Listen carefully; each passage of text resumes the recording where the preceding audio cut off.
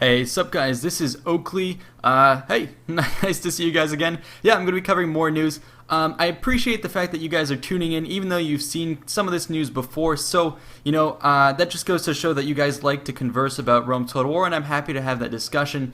So anyways, this is going to be for those of you who aren't, looking around the forums all the time, or for those of you who are on the forums, maybe you'll enjoy me talking about it, kind of getting my perspective on it. Anyways, this is going to be kind of an accumulation of what a bunch of people posted on the forums based off some recent news. So let's get started. I'd also like to thank these guys for all they've done for the community in terms of getting us the news and being super enthusiastic about the game.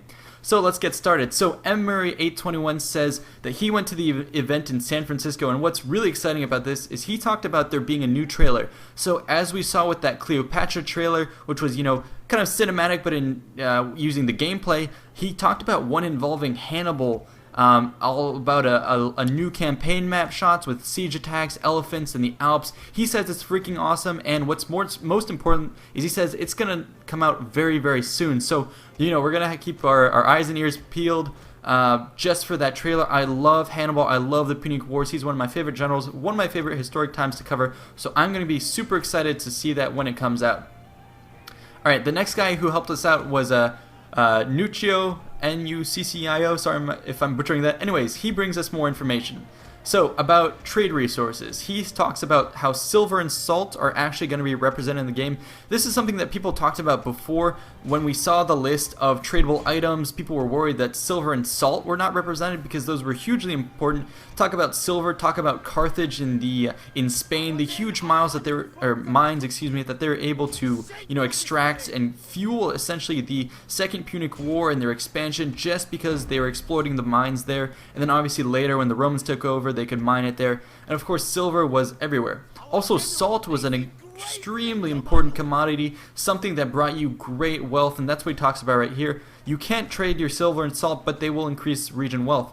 Anyway, in case you guys didn't know, salt was very important because it allowed you to preserve your food. Salt was actually a way that they, because it was so important everywhere, it was a way they actually paid their soldiers often in the Roman legions. You were often paid in salt, and that's how we get the term salary, because of the fact that they were paid with salt.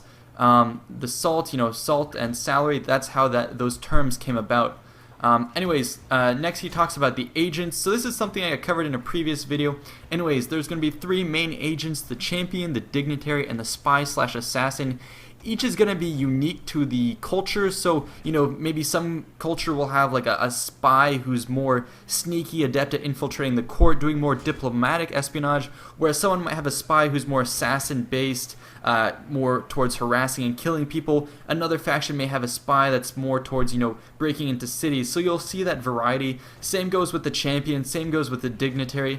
The champion will be more towards your, militaristic harassment. Dignitary, I think, is more cultural focused, and the spy and assassin is all about gathering information. But again, what is interesting right here is he notes in his questions that he discovered that it's not going to be a rock, paper, scissors mechanic. How it's going to work is agents can all deal with each other in terms of weak, moderate, or strong ways depending on their individually modified skill tree. So that means just because you have a spy doesn't mean he can't do the actions of a champion. They can all do the same kind of actions depending on how you upgrade them and depending on their innate benefits based off the culture and based off who they are. But there's no reason a spy can't do something that a champion would. He'll just have less success, and it depends on how you upgrade them. Now, I think that's really awesome. It really puts, the tactical maneuverability and the skill and the strategy all into your hands in terms of how you want to sculpt that particular agent. Now, next is going to be attrition, weather, and night battles. So this is something I've really been wondering about. It's been confirmed that each turn is going to be 1 year. So with that, we always wondered, how are they going to represent summer and winter? Because they can't really do it linearly, because what if you take forever to do a turn? If they do it based off time, then you only have a certain amount of time in the summer, and then after that, boom, the rest of your however long session you spend in that turn is going to be in the winter. That would be something that's kind of weird. So the way it's going to work here is on the campaign map, regions are going to kind of be locked into their climates. So if you go up north, it's always going to be kind of dark and cold, and the attrition is going to be there. Egypt is going to be really hot, and there's also going to be attrition in the desert. Different places are going to have the different climates. Now, when you go into the particular battle, as with battles before, you could kind of choose what time of day you want to engage in battle. This time, there's going to be 3 randomized options. So, when you have a battle, either you choose or whoever the attacker is, the attacker chooses when they want that battle. So, you might, for example, have 2 snow battles and a night battle, or 2 summer battles and a snow battle. It'll be randomized. You take your pick and your choice. Interesting things to note, it's randomized so players can exploit, always going for the summer. You may have to fight in poor conditions. Also, nighttime battles seem to be a random option. In the past, nighttime battles were maybe something your general had to be good at in order to engage in. Now it seems like something you might just be thrust into. Next is going to be the food system in Total War Rome 2. So they talk about food being 2 parts. The first part of food is going to be in terms of the tradable grain. So that's a resource that you can get and you trade it for money, for income, and all that stuff. So that's one dynamic of food. The second dynamic of food is represented in your cities, which is kind of how you have to manage your populace. You have to keep them fed. Now the grain, which is a resource that I talked about earlier, does not transfer over. The food here is basically in terms of the buildings you create. So say you create a farm in your city, boom, that's like +3 food. Say you create a militia barracks, boom, that's -2 food, because you have to feed the men and house them and garrison them and all that stuff. So your buildings are going to have effects on your population, and that's the food you're going to have to take care of.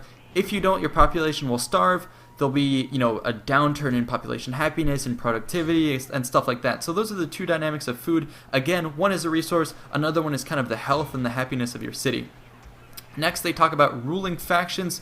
So it's been confirmed, as I mentioned before, that Rome and Carthage will each have their 3 different ruling factions. Each faction has 2 of the main, common benefits, and then each sub-family has 3 additional, perks about them. But that's only true of Rome and Carthage. Every other faction will have a single family that you have to choose from. And besides the family, in terms of the internal diplomacy, there's going to be, I think, the nobles that you have to contend with, and maybe other groups. So there'll also be other people you can compete with internally, but it's all, one family against the Council of Elders, one family against the nobles. So there's going to be other players, but you are still just one family. Something that was also mentioned is that as a barbarian, you also have the option to form a confederacy of barbaric tribes. Now that is freaking awesome. It's historical, and when you think about Gaul, when you think about Vercingetorix, who rose and he united the Gauls in a confederation. That's something the tribes would often do to face a common enemy, and I'm super pumped that you can do that. Can you freaking imagine creating a confederacy, uniting all of Gaul, all of the northern Britain, and having a huge, basically like the Huns, a huge roaming horde, and just plowing through the entire game, getting more and more barbarian tribes along with you, and creating this massive raiding horde? That's super exciting to hear about. Next, they talk about elephants. And basically they say there's going to be a visual differentiation between elephants from India and elephants from Africa, at least visually, and we're still waiting on confirmation whether that'll be reflected in the stats. Anyways, if you didn't know, elephants from Africa are larger, have, I think, bigger ears. Indian elephants are smaller with smaller ears, etc. Next, they talk about naval regions. So the way naval regions work is there are going to be these tiles in the ocean. In order to control a sea region, the faction must have a navy present. So once you have your navy present in that region, then it's yours. Basically, trade can go through it, neutral factions can move through it, but the second a hostile faction moves into that territory, well then, anywhere they enter that territory, no matter where both of your fleets are, as long as you control it and as long as they so much as enter a square inch of your territory, boom, battle's initiated. Now that's important because it means you don't have to go and track down these small fleets that are marauding everywhere. You just have to hold down that zone, and you presume that your fleet is patrolling. Now additionally, you can put your fleet on defensive or raid stance, and that'll have the benefit of reducing piracy. So I guess that's how you're going to have to deal with piracy, having a big fleet present to safeguard your merchants, etc.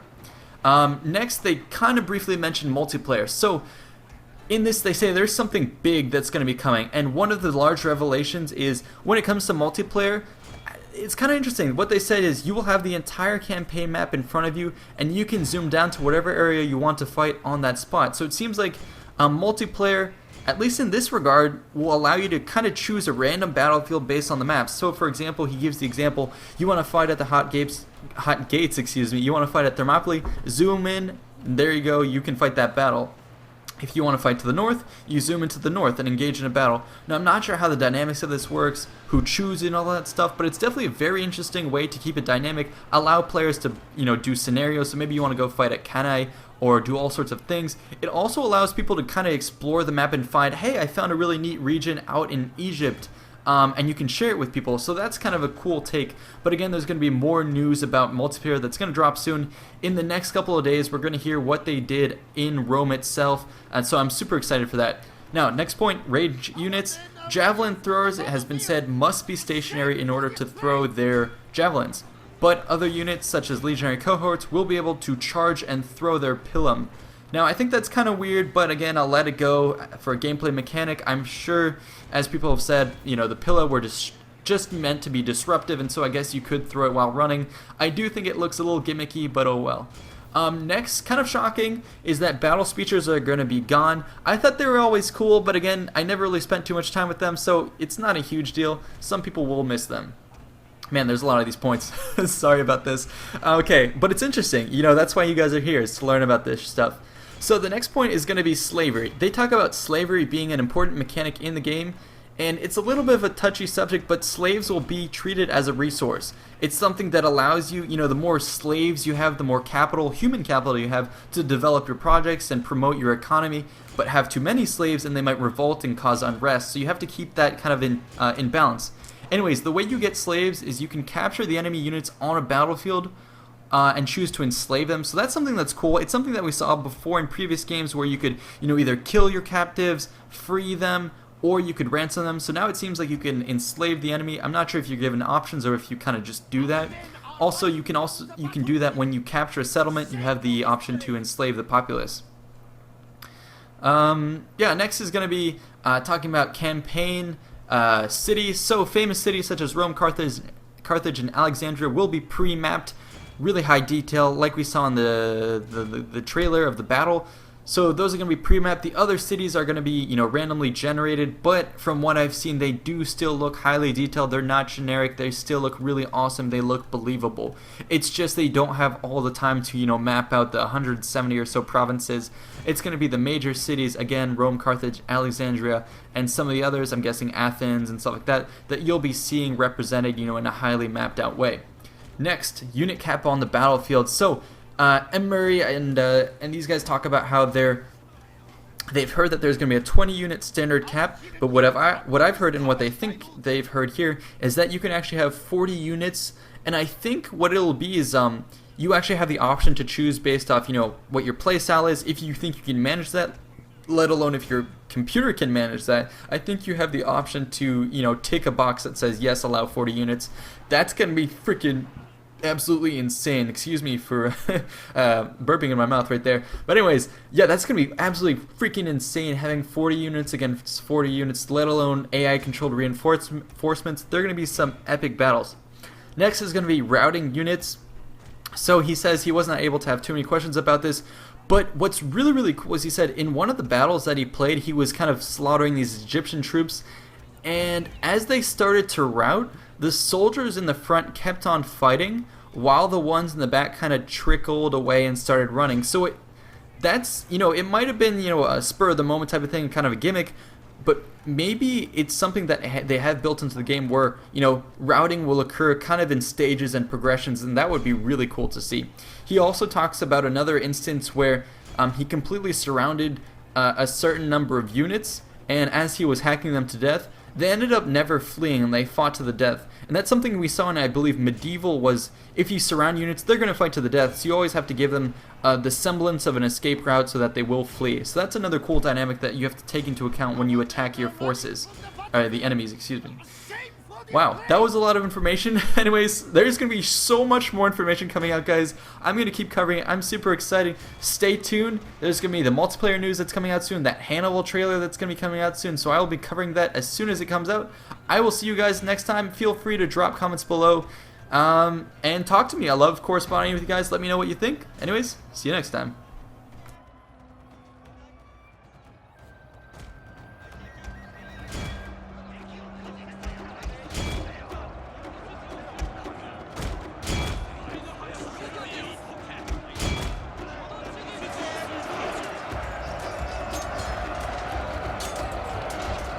The men are fatigued, my lord, and some must rest. My lord! A glorious victory will soon be yours!